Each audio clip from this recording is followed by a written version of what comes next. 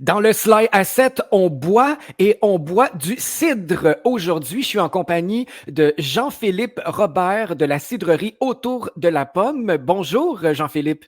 Oui, bonjour. Ça va Quelle bien? belle découverte. Ça va très, très bien, surtout quand c'est vendredi comme ça et on fête. Et puis, on a une petite coupe de merveilleux cidre. Alors, ça ne peut pas aller mieux. Ben oui, pas besoin d'attendre le vendredi non plus. Ah, ça, c'est clair. Mais le vendredi, on s'en permet un petit peu plus parce qu'on En arrive à effet. la fin de semaine. On a notre semaine de travail et on se permet de se décontracter comme ça. Ouais. Jean-Philippe, c'est une idée qui est née il y a 15 ans de faire du cidre. Ça s'est concrétisé à Shefford, mais vous êtes originaire, ta conjointe et toi, de l'île de la Madeleine. Est-ce que c'est bien ça? Pas tout à fait. On a été adoptés par les îles de la Madeleine. En fait, on est bien né sur le continent, mais on s'est expatrié aux îles de la Madeleine pendant 7 ans, en fait, pour aller travailler là-bas. On travaillait dans le domaine de la santé à cette époque-là. Puis c'est de là que la passion est née. On a rencontré un sommelier là-bas qui est devenu un ami, puis que la passion du vin a pris de l'ampleur. Puis de là, j'ai décidé d'aller en France pour me former, puis vraiment aller chercher une expertise, peut-être travailler un petit peu là-bas, puis éventuellement revenir au Québec là, pour faire quelque chose, un petit projet agricole. Et là, vous êtes à Shefford. Vous avez votre propre verger. Oui, c'est ça. Ben, en fait, quand on est revenu de la France, j'ai passé 2 ans à étudier l'œnologie là-bas. Ensuite, 2 ans à travailler dans des vignobles comme maître de chai. Donc, quand on est revenu au Québec, je pensais ouvrir un vignoble. Puis, on s'est mis à chercher des endroits pour établir ça. Puis, tout en goûtant les produits qui se faisaient au Québec, puis je suis un peu tombé dans les pommes, finalement. J'ai comme retrouvé un goût d'enfance dans ma pomme du Québec. Puis, je trouvais qu'il y avait un potentiel inexploité là, au niveau du cidre. Il y avait quelques bons producteurs déjà qui commençaient puis qui faisaient des belles choses. Donc ça m'a donné le goût de planter de la pomme plutôt que de la vigne. Même si j'aime encore autant le vin, j'ai comme développé cette double passion maintenant pour le cidre. Puis on a décidé de planter des pommiers. On a trouvé un terrain vierge là, on a cherché un peu les vergers, puis ça ne convenait pas à ce qu'on voulait.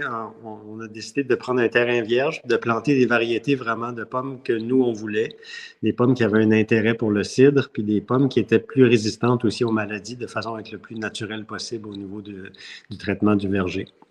Ah, excellent. Moi, j'ai eu la chance de visiter votre verger, d'aller à la cidrerie. Ça a été une très belle expérience parce qu'on a pu goûter certains des produits sur place et aussi visiter vos installations. Vous faites tout vous-même sur place. C'est merveilleux. Oui, c'est ça. En ayant un permis artisanal, ça nous oblige à utiliser que notre matière première. Donc, nous, on cultive vraiment toutes nos pommes, puis notre verger est 100% consacré au cidre. Donc, on fait pas d'autocueillette, même si nos pommes la plupart sont quand même bonnes à manger, mais on a décidé que toute notre production allait en cidre et en spiritueux. Hmm. Après avoir fait la visite du verger et de la cidrerie, je me suis rendu compte que c'est un art de faire du cidre. Il y a beaucoup de variétés de cidre. Il y a le cidre de cru, le cidre bouché, le cidre de glace. Il y a même des cidres spiritueux, cidre en fût. C'est extraordinaire la variété de cidre qu'on peut concocter. Est-ce que tu peux nous parler un peu des différences entre ces cidres-là?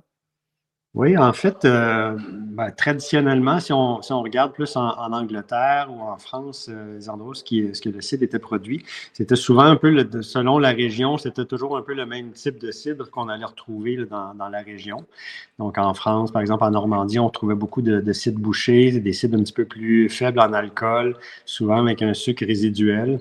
Puis là, tranquillement, on s'est mis à faire des expérimentations. Au Québec, on a été très actifs là, dans ça parce qu'on n'avait pas de tradition ici, donc les gens ne s'attendaient pas à avoir un type de cidre en particulier, donc ça nous a permis d'explorer, d'aller faire, comme tu dis, des cidres soit tranquilles, soit pétillants, des cidres aux fruits, des cidres aromatisés, des cidres avec un peu de houblon. Tout est possible au Québec, là, ou presque. Là, il y a une réglementation, mais c'est quand même assez souple. Ça nous permet d'innover puis d'essayer différentes techniques. Puis, ce qui a mené aussi à la création du cidre de glace, qui est un peu à l'image du vin de glace, du ice wine. Mhm. Donc, il y a plein de choses. Puis nous, on a décidé de faire aussi des spiritueux. C'est comme une technique un petit peu différente. Il faut utiliser un alambic. Donc, on fait des eaux de vie de pommes. On fait de la vodka à base de pommes. Donc, la pomme, c'est vraiment un fruit là, qui peut donner plein de choses différentes. Puis, si vous venez chez nous, on a une quinzaine de produits. Puis, il n'y en a pas un qui ressemble à l'autre. C'est tous des produits qui ont vraiment chacun leur identité, leur personnalité. Puis c'est selon la façon qu'on travaille la pomme qui va donner le résultat comme ça. La variété de pomme, elle va avoir une incidence, mais pas autant que la technique qu'on va utiliser dans le share. Et je peux confirmer ça parce que j'ai dégusté plusieurs de vos produits. Ils sont tous uniques. Ils ont un goût vraiment extraordinaire. Et là, pardonne-moi, j'ai de la misère avec les noms des cidres, mais il y en a un que j'ai goûté. C'était certainement une variété de pommes très différente. Elle était très légère. Je pense que c'est celle utilisée en fût de Bourbon. J'ai goûté que la pomme était différente des autres cidres. Oui, dans ce cidre-là en particulier, on a utilisé une variété de pommes là, qui s'appelle la Ginger Gold, Voilà. qui a un arôme un peu de gingembre et d'épices. Mais dans d'autres cas, par exemple, dans le mousseux, méthode champenoise, la méthode traditionnelle, qu'on appelle le dans ma bulle, lui, on va utiliser de la belle mac. La belle mac, c'est une pomme qui a une belle acidité, qui va amener beaucoup de fraîcheur, beaucoup je dirais, le côté un peu frais, fruité, le côté ananas qui va ressortir un petit peu, qui est vraiment le fun. Dans le site de glace, on va utiliser la pomme Éden parce qu'elle a la particularité de rester accrochée dans l'arbre là, jusqu'en janvier. Hmm. On a la rainette Rosette qui est une pomme avec beaucoup d'astringence, donc un petit peu plus tannique, là, donc ça va donner un peu de corps à nos cidres. Fait que chaque pomme a ses caractéristiques, puis on essaie d'exploiter au maximum là, chaque pomme pour donner un produit qui est exclusif et distinctif. Je voudrais qu'on parle de mon cocktail que je me suis improvisé en Ah oui? collaboration avec Monsieur Cocktail. On a osé mélanger des sirops avec, par exemple, le cidre qui est fait en fût de Bourbon. On s'est bien amusé, Sarah et moi. Et justement, étant donné qu'il y avait des petites notes de gingembre, on a utilisé le sirop de gingembre de Monsieur Cocktail. Ça a rehaussé le tout. Ça a été extraordinaire et on s'est permis une petite touche de jus de canneberge à l'intérieur. Ça a été explosif, ça. Qu'est-ce que tu en penses? Ah, ben, c'est une bonne idée. D'ailleurs, comme je disais, c'est la pomme Ginger Gold qu'on va utiliser dans cet assemblage-là. Puis elle porte son nom justement parce qu'elle a des arômes un peu de gingembre. Donc, c'est bien Oui. d'aller la rehausser avec un vrai sirop de gingembre. Là, je pense qu'il y a il y a beaucoup d'accords à aller faire là, dans les cocktails avec ce produit-là. Là. C'est vraiment intéressant. Puis le côté boisé aussi qui vient de la barrique de Bourbon, qui rappelle un peu le scotch. On peut parfois utiliser des spiritueux, là, soit un scotch, un bourbon. Ça peut être même une eau de vie de pomme qu'on va utiliser. Là. Celle qu'on fait ici, là, elle donne vraiment des bons résultats avec ce cidre-là.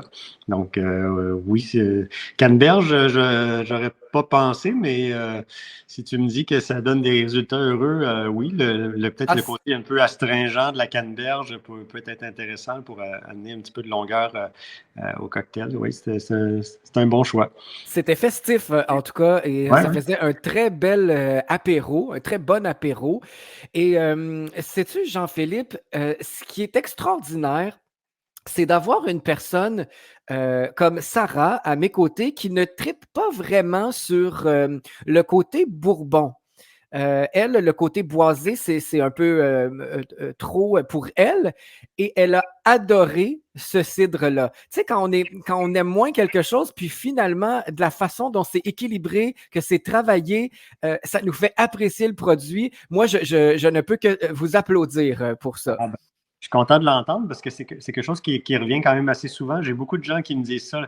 Je ne suis pas un fan de Bourbon, mais ton produit, il y a quelque chose de particulier, puis il y a pas le côté trop agressant du Bourbon qu'on peut ressentir. Des fois, le côté un peu trop caramélisé, peut-être, ou trop, je sais pas, le côté alcoolisé là, qui va vraiment être insistant. J'ai essayé, moi, en fait, dans tous mes cidres, j'essaie d'apporter une touche supplémentaire, une complexité aromatique, mais sans perdre le caractère vif, frais, festif là, du cidre. Donc, c'est un cidre avec un plus et non pas un cidre qui est écrasé par la barrique de Bourbon ou qui est écrasé par un fruit, la canneberge ou la camerise qu'on utilise parfois. Donc, on veut vraiment apporter un petit plus sans que ça soit trop masquant. Donc, je suis content d'apprendre que le dosage, en fait, de la barrique de Bourbon, là, je le surveillais parce que c'est vrai que ça peut marquer beaucoup le Bourbon. Dans mon cas, ici, on a laissé 5 mois dans la barrique, puis je trouve que c'est à peu près le bon équilibre là, pour aller chercher ce qu'il faut sans trop teinter le cidre. C'est extraordinaire. Je veux en profiter pour mentionner aussi la belle eau de vie que tu nous as offert et qui est un gros coup de cœur. C'est ma boisson sur le bord du feu pour cet été, sur glace, bien sûr. C'est excellent. On pense que c'est très, très fort hein, parce que c'est 40% d'alcool, mais c'est quand même doux. C'est vraiment agréable en bouche. Je l'ai fait découvrir à Sarah aussi et c'est un coup de cœur. Félicitations pour ce produit-là que j'invite les gens à découvrir. C'est une belle découverte, là, vraiment. Oui, ben merci. En fait, si je peux juste prendre 30 secondes pour expliquer qu'est-ce que c'est une eau de vie. Donc, on va distiller un cidre, on va récupérer les alcools qui vont sortir de là, puis on va mettre ça en barrique pendant 2 ans. Donc, c'est un peu la même technique qu'un Calvados français, mais avec nos pommes québécoises, notre particularité québécoise. Donc, on a quelque chose de peut-être un peu plus doux, moins agressant peut-être qu'un jeune Calvados. On est plus dans les arômes d'un vieux Calvados, beaucoup plus fondu, plus caramélisé. Donc, c'est vraiment très apprécié, ce produit-là. Je suis en train d'en faire d'autres justement aujourd'hui. Alors, j'invite les auditeurs à découvrir cette eau de vie-là et je ne veux pas passer sous silence non plus la vodka parce que habituellement, on fait ça avec des patates. Hein? C'est un produit russe très connu, mais toi, tu as développé une vodka à la pomme. Oui, vodka 100% à pomme. À ma connaissance, là, on est les seuls à faire ça au Québec. Traditionnellement, comme tu dis, la vodka est faite à partir de patates, de maïs ou de grains. Donc, si on utilise ces ingrédients-là, on peut marquer tout simplement vodka. Dans le cas où on utilise un autre produit, un autre fruit ou un autre légume qui fermente et qui donne de l'alcool, on va être obligé d'inscrire vodka produite à partir de OK. l'ingrédient qu'on a utilisé. Donc, Ouais. dans le cas de la pomme, on l'inscrit dessus. Mais la pomme va donner, je trouve, une texture en bouche qui est beaucoup plus douce que les grains ou le maïs. Puis on a ce côté presque sucré sans avoir de sucre là, dans la vodka, évidemment. C'est une vodka très, très pure, mais très douce. On peut la boire là, vraiment pure comme ça, même sans le mettre en cocktail. Puis elle n'est pas agressante. On sent que ça réchauffe bien, comme tout alcool à 40%, mais sans le côté brûlant dans la bouche. Là. Donc, c'est à essayer. Si on pense que les vodkas sont toutes pareilles, il faut goûter celle-là pour vraiment voir une différence. Là. C'est le prochain produit que je veux découvrir, Jean-Philippe. Ça pique ma curiosité parce que c'est très rare. J'avais jamais entendu parler qu'on pouvait faire de la vodka avec de la pomme. Ouais. Pour un moment de bonheur et de découverte, j'invite les auditeurs à aller vous découvrir. Vous êtes à Shefford et il est possible de déguster des produits. Est-ce qu'il faut réserver? En fait, on est ouvert les fins de semaine, les samedis, dimanches après-midi, durant toute la saison là, pour l'été et l'automne. Pour les groupes là, de 6 personnes et plus, on demande de réserver pour être sûr qu'on est au moins 2 personnes là, à la cidrerie pour pouvoir recevoir tout le monde. Mais sinon, juste à se présenter entre 1 heure et 5 heures. Là. On est sur le chemin de Jolly à Shefford. Vous pouvez trouver le cidrerie autour de la pomme là, sur tous les navigateurs là, en ligne. Là, vous allez avoir les instructions pour vous rendre. Il y a plein de choses à faire là, dans la région ici à Shefford. Il y a en fait, le Shefford, pour moi, c'est le nouveau Dunham. Là. C'est un coin où il y a beaucoup d'alcool artisanaux. On a une microbrasserie, pas loin, on a un vignoble, on a une hydromellerie, on a une distillerie, on a la cidrerie autour de la pomme.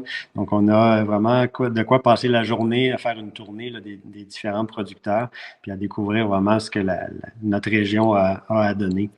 C'est très intéressant pour ceux qui viennent d'un peu plus loin. Alors, ils pourront passer une belle journée à découvrir plusieurs producteurs locaux. Ça, c'est formidable. J'invite les gens à consulter votre site internet cidrerie autour de la pomme.com. C'est au 187 chemin Jolly à Shefford et vous pouvez réserver au 450-522-4343. 522-4343 au 450, bien sûr. Alors, je vous invite à découvrir tous ces beaux produits-là autour de la pomme, cidrerie et verger. J'ai eu vraiment une belle découverte, un beau coup de cœur et je vous souhaite longue vie, Jean-Philippe, ainsi qu'à votre conjointe Nathalie. Oui, merci beaucoup. À bientôt. À bientôt. Au revoir.